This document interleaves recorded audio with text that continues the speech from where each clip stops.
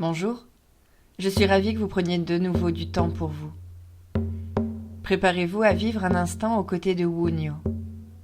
Je vais vous délivrer au cours de cette méditation ses caractéristiques, ses dires, ses leçons, mais aussi vos devoirs liés au don qu'elle va vous faire aujourd'hui. Vous allez pouvoir ressentir toute son énergie. Je vous invite à vous installer dans un endroit calme, où vous êtes sûr de ne pas être dérangé. Et prenez une position confortable, assis ou allongé. Fermez doucement vos yeux pour vous concentrer sur vos sensations internes. Observez avec curiosité le va-et-vient de l'air qui pénètre dans vos narines et qui fait onduler votre corps. Notez toutes les sensations physiques qui vous parviennent. Des vibrations peut-être, des tensions, même des fourmillements. Peut-être remarquez-vous même des sensations désagréables. Acceptez-les, sans vouloir ni les canaliser, ni les changer. Et laissez partir les émotions. Portez votre regard intérieur sur les sensations agréables que vous ressentez ici et maintenant. La chaleur de vos vêtements, le sentiment de calme, la fluidité de votre respiration. Et laissez-vous bercer comme une feuille à la surface de l'eau. Laissez-vous glisser vers l'obscurité, dans le grand vide, là où tout a commencé, là où tout a été créé, le temps et l'espace. Bienvenue dans le gouffre de Ginnungagap. Vous apercevez au loin l'étincelle de vie générée par le contact du feu et de la glace créateur. Et nous allons ensemble, dans un souffle profond, appeler 3 fois la rune Wunyo pour la faire naître.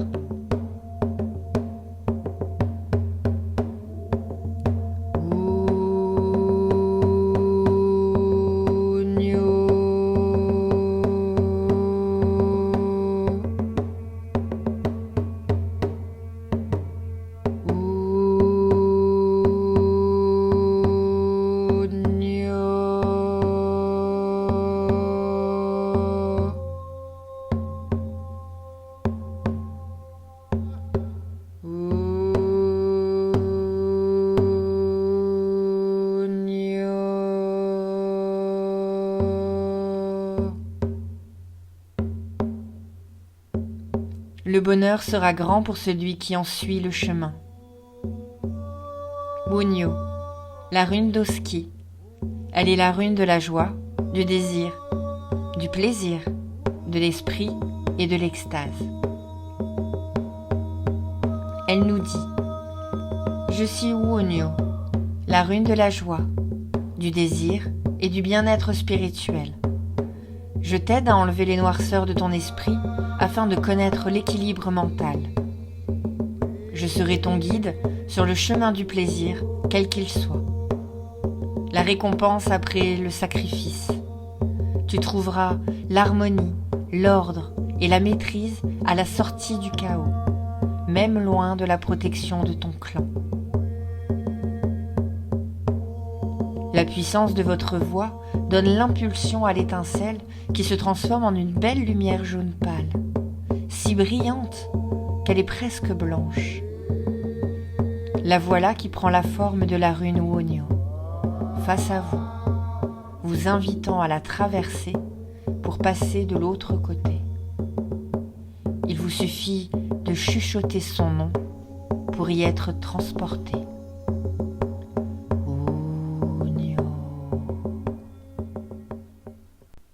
En toute sécurité, vous pénétrez dans le royaume de l'autre côté de la rune. Une fois traversé, vous êtes au milieu d'une ferme. La douce odeur du foin provenant de la grange derrière vous vous remplit les narines, alors que devant vous, toute une couvée de poules court en chahut un peu partout avant de disparaître dans leur poulailler. Le soir est sur le point d'arriver.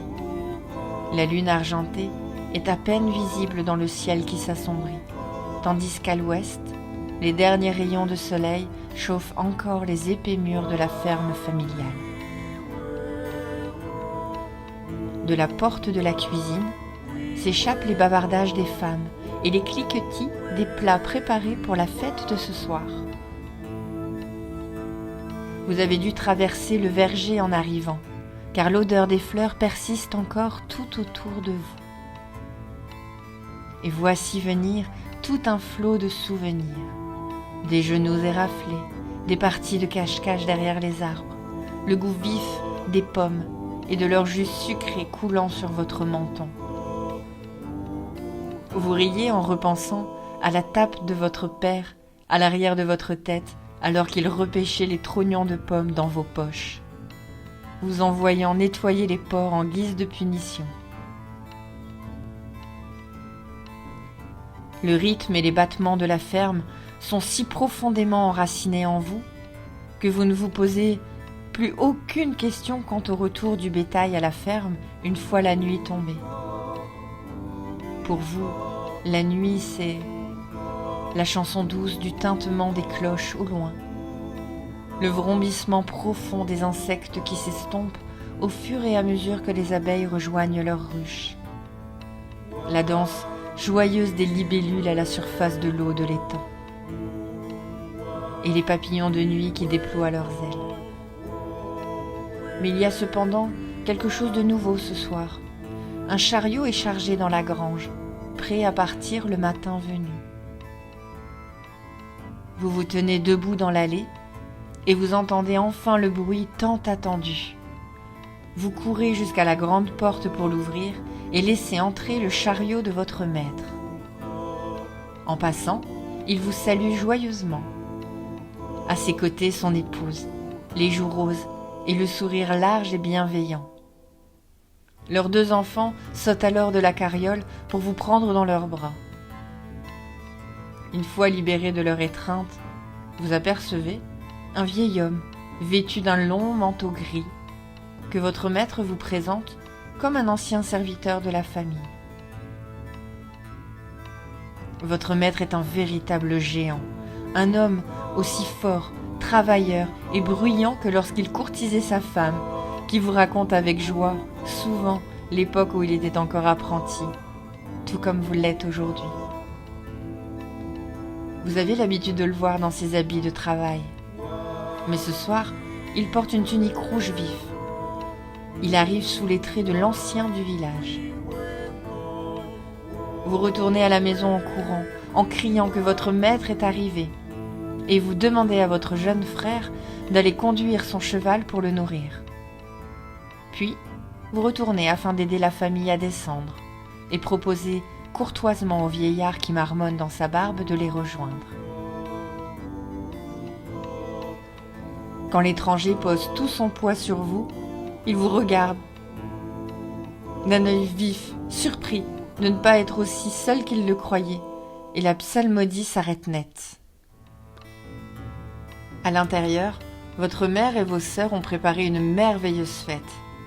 L'air est rempli d'arômes délicieux, à la fois salés et sucrés. Tous vos plats préférés sont posés sur la table, et votre mère glousse tendrement à votre sujet, alors que les invités s'installent. Et quand votre frère aîné arrive enfin des champs, il déclare n'avoir jamais connu une telle fête en l'honneur d'une personne si jeune et si inexpérimentée que vous. Mais tous hochent la tête en vous regardant et en vous souriant fièrement. Vous embrassez votre mère et la remerciez pour le mal qu'elle s'est donné. Elle vous serre dans ses bras et vous chuchote à l'oreille qu'elle vous aime, avant de reprendre ses fonctions de maîtresse de maison. Ce soir, vous vous asseyez à la table du haut avec vos parents et votre maître. Mais Vous jetez un bref coup d'œil à vos frères et sœurs souhaitant secrètement être avec eux. Vos yeux s'assombrissent quand vous réalisez qu'il n'y aura plus de partie de cache-cache, plus de querelles ou de farces, et surtout plus de cocon familial pour vous réconforter en cas de besoin.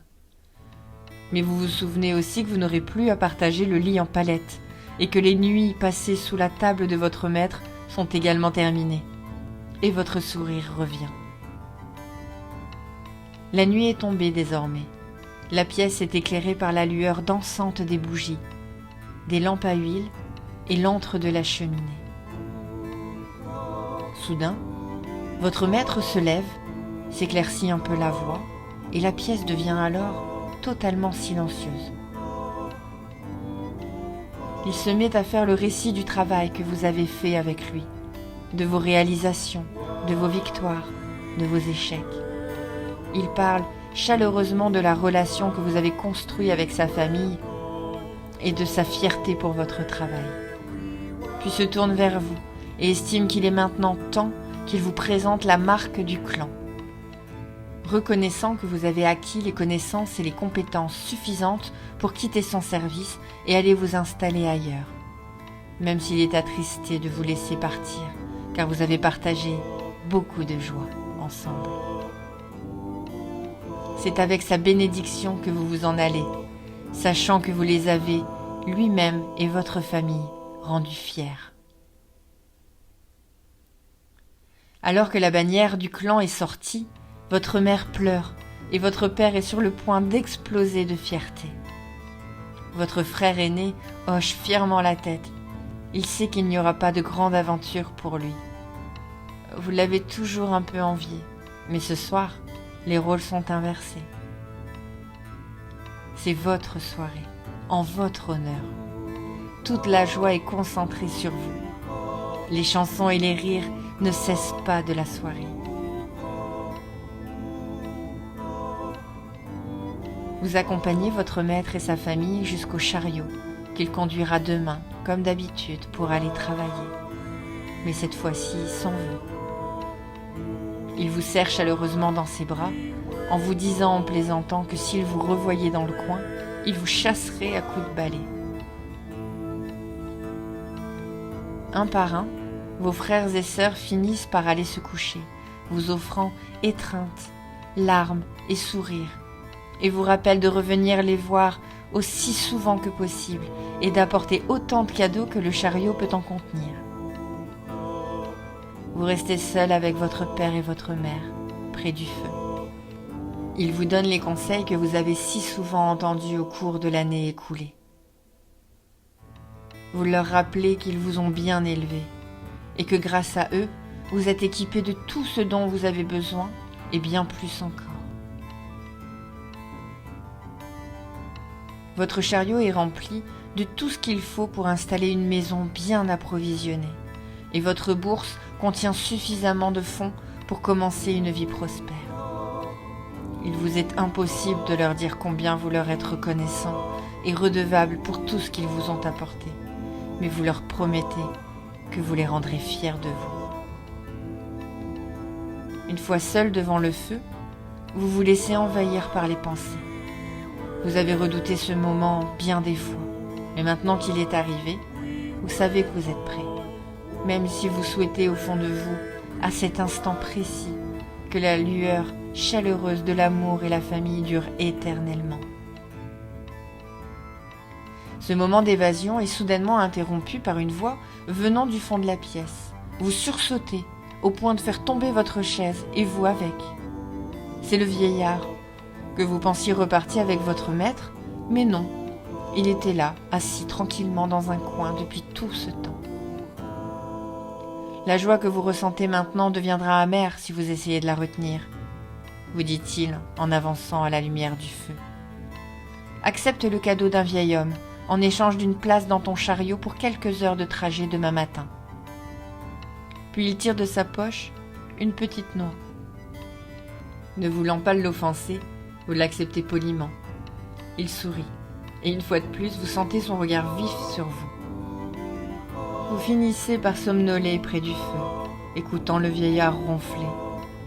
Vous êtes bien trop rempli d'émotions pour pouvoir fermer l'œil.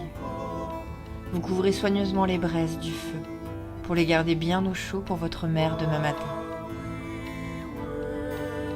Puis la lumière finit par s'installer, laissant place à l'éclat croustillant d'un tout nouveau jour qui démarre. Après avoir quitté la maison avec le vieil étranger, avoir attelé le cheval puissant que vos parents vous ont offert, vous partez pour une longue route.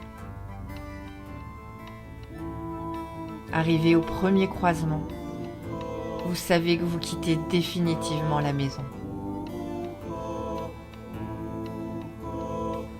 Quelques heures plus tard, le vieil homme endormi ouvre un œil et vous demande de vous arrêter là. « C'est là que je te laisse. Je connais le chemin de retour à partir d'ici. » Vous vous arrêtez, mais avant de descendre, l'étranger vous demande si vous avez bien gardé la noix qu'il vous a donnée la veille. Il veut être sûr que vous ne l'avez pas jetée en route comme vous l'aviez prévu. Un peu gêné d'avoir effectivement pensé à vous en débarrasser, vous finissez par sortir la noix de votre poche. Il vous demande alors de l'ouvrir, maintenant, en pensant très fort à votre maison. Vous le regardez d'un air interrogateur, mais il hoche la tête de manière encourageante et vous fait un large sourire. En examinant la noix d'un peu plus près, vous vous rendez compte qu'elle est articulée et entourée soigneusement d'une fine bande de cuir. Avec précaution, vous ouvrez la noix. Vous ne comprenez pas tout de suite ce que vous voyez.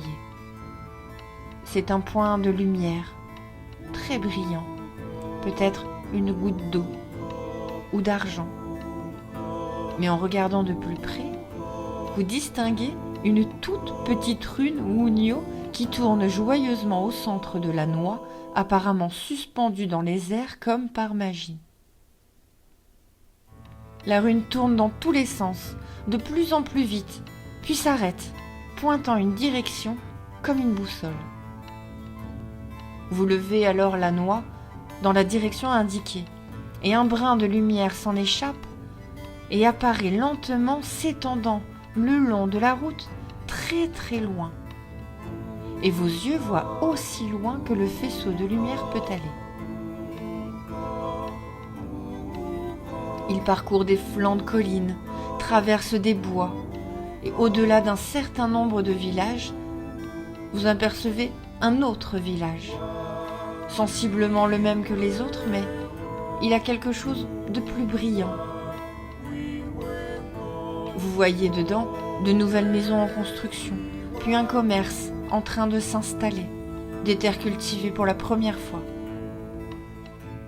Au centre de ce village, vous voyez un rayon de soleil tomber et éclairer une parcelle de terre, illuminant un sol vert et riche traversé par un ruisseau argenté. Au centre de cette parcelle, une maison, un joli jardin d'herbes et de fleurs, des poulets qui courent, des vergers et des porcs. Un atelier avec un chariot prêt à transporter des marchandises vers les autres villages. Vous voyez un homme et une femme, ensemble, un bébé dans les bras, et un autre petit enfant tirant sur la jupe de sa mère. Vous demandez alors au vieil homme, « Mais c'est ma maison que je vois, vous pensez ? C'est là que je vais construire ma vie ? C'est la vision qui se cache tout au fond de mon cœur ?» Vous comprenez que la rune Wunyo vous offre la vision de votre propre avenir, grâce à l'amour et à la joie que vous emmenez de votre vie passée. Vous êtes maintenant suffisamment éveillé pour passer de l'adolescence à l'âge adulte et construire votre futur. Vous connaissez maintenant votre objectif. Réaliser la vision magnifique que Wunyo vous a offert. Le faisceau de lumière disparaît lentement pour venir se reconcentrer dans la rune. Et vous voyez la petite noix s'éteindre, mais tenant toujours la rune en équilibre en son cœur. Vous relevez les yeux pour remercier l'homme, mais il a disparu.